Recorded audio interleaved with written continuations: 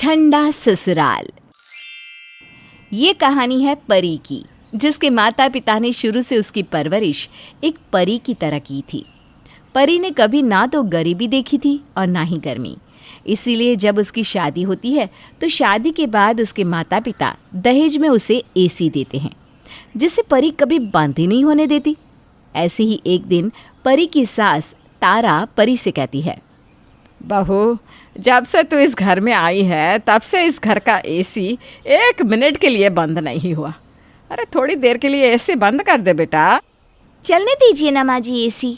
मुझे एसी में रहना पसंद है, गर्मी मुझसे बर्दाश्त ही नहीं होती। अरे पर बहू, तेरे रूम के साथ साथ पूरा घर ठंडा हो रखा है। कहाँ ठंडा है माँ जी, सब नॉर्मल तो है। तुझे कुछ बोलने का मतलब कि भैंस के आगे बीन बजाना। तुझे जो करना है कर। तारा परी को एसी बंद करने के लिए कहती है, पर परी है जो एसी बंद करने का नाम ही नहीं लेती। अब इसी तरह से कुछ दिन बीत जाते हैं। ऐसे ही एक दिन तारा की तबीयत थोड़ी ख़राब हो जाती है और वो अपनी बहू से कहती है, बहू, एसी का टेम्परेचर बढ़ा दे या एसी बंद कर दे। मुझे सर्दी हो गई है और बहुत ठंड भी लग रही है। माँ जी, तबीयत आपकी ख़राब है, मेरी थोड़ी ना।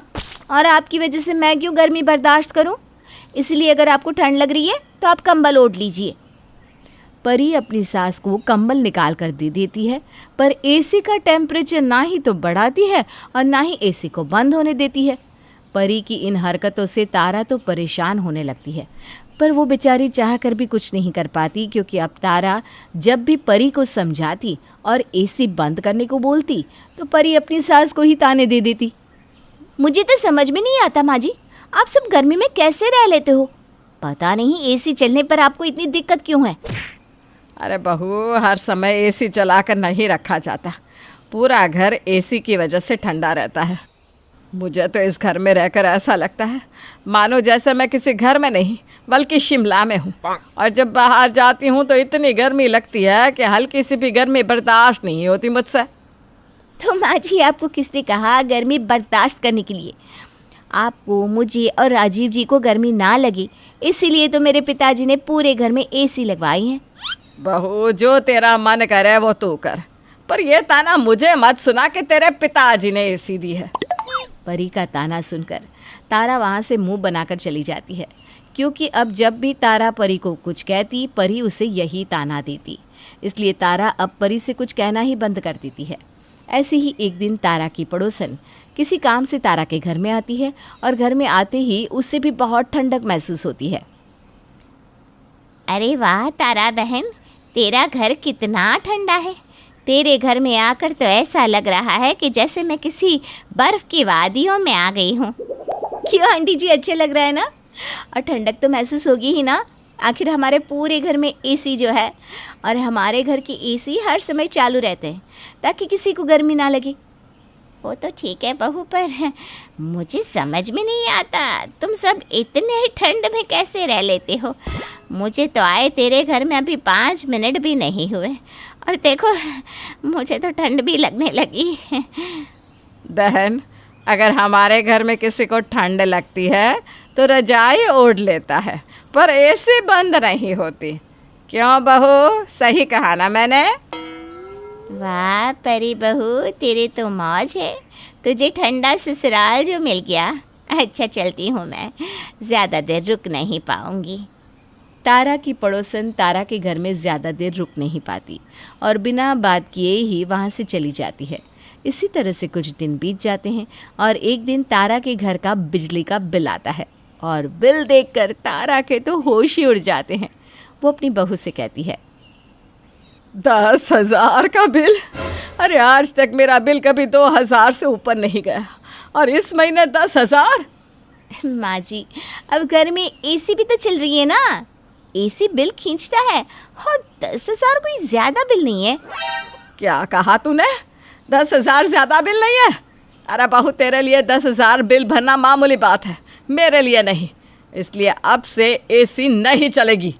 माँ जी, एसी बंद नहीं होगी, भले ही 1 लाख का बिल क्यों ना आ जाए। अरे बहू, हर समय एसी चालू रखना अच्छी बात नहीं, और बहुत जल्द सर्दियों का मौसम भी आ रहा है। क्या सर्दी के मौसम में भी तू एसी चला कर रखेगी? तेरी वजह से इस गर्मी में भी हम सबको रजाई ओढ़नी पड़ती है। कोई भी घर में आता है तो वो भी ज़्यादा देर रुक नहीं पाता और ठंड के मारे भाग जाता है। अब तो सब मेरे घर को तेरा ठंडा ससुराल कहकर बुलाने लगे हैं। तारा हमेशा की तरह परी को समझाने की कोशिश करती है, पर परी अपनी सास की एक नहीं सुनती और मुंह बनाकर वहाँ से चली जाती है। इसी तरह से कुछ दिन बीत जाते हैं और एक दिन अचानक से लाइट चली जाती है। अरे ये लाइट कैसे चली गई? माँ जी, आपने कुछ किया है क्या? बहू, इतने दिनों तक तो मैं कुछ नहीं कर सकी, आज क्या कर पाऊंगी? और वैसे भी लाइट काट कर मुझे क्या मिलेगा? उफ़ो, ये लाइट क्यों चली गई? कितनी गर्मी लग रही है। माँ जी, ज़रा पता तो करना लाइट कब तक आएगी। यह सब मुझे नहीं आता, रंजित को बोल, वो पता करके बता देगा। बेचारी परी का गर्मी से बुरा हाल हो रहा होता है। अभी तक लाइट को गए 5 मिनट भी नहीं हुए थे कि परी रंजीत को फ़ोन कर देती है। रंजीत, मुझे बहुत गर्मी लग रही है। मेरे माता पिता ने बड़े नाजुक से मुझे पाला है। तुम जल्दी से पता करो ना कि आखिर लाइट कब तक आएगी। परी, अभी लाइट को गए 5 मिनट हुए हैं, तुम आधा एक घंटा देख लो, अगर लाइट नहीं आएगी तो मैं फ़ोन करके पता कर लूँगा। इतना बोलकर रंजीत फ़ोन रख देता है और अपने कामों में व्यस्त हो जाता है। वहीं दूसरी ओर लाइट को गए हुए आधे घंटे से भी ऊपर हो चुका था, पर अब तक लाइट नहीं आई थी, जिस वजह से परी का गर्मी के मारे बुरा हाल हो रहा था। अब परी से रहा नहीं जाता और वो बार बार रंजीत को फ़ोन करके परेशान करने लगती है, पर रंजीत उसकी किसी भी फ़ोन का जवाब नहीं देता। और जब शाम को रंजीत घर आता है तो वो देखता है कि परी गर्मी से बेहाल है। ये क्या, अभी तक लाइट नहीं आई? और परी, तुम तो गर्मी से बेहाल हो। चलो थोड़ी देर छत पर बैठ जाओ, हवा अच्छी चल रही है। तुम्हें मेरी कोई फिक्र नहीं है। सुबह से लाइट गई हुई है। मैंने तुम्हें फ़ोन किया था कि पता करो कि लाइट कब तक आएगी, पर तुमने मेरा ये छोटा सा काम भी नहीं किया, और तो और मेरे कॉल का जवाब देना भी बंद कर दिया। बहू, रंजीत से लड़कर कुछ नहीं मिलेगा, इसीलिए तो मैं तुझे समझाती थी कि थोड़ी देर बिना एसी के रह ताकि गर्मी बर्दाश्त हो सके।